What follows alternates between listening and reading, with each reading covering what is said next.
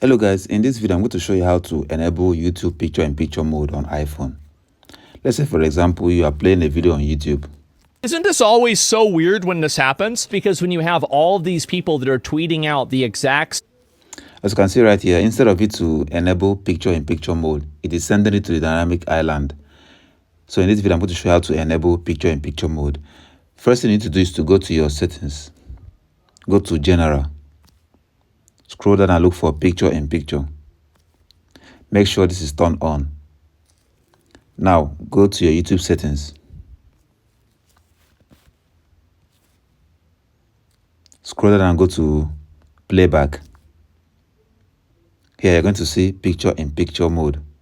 Click on it. Now I'm going to play the video one more time. Same thing. Hamas is a terrorist organization. We do not support terrorists. So that's how you enable YouTube picture-in-picture mode on iPhone. That's all for this video. See you guys in the next one.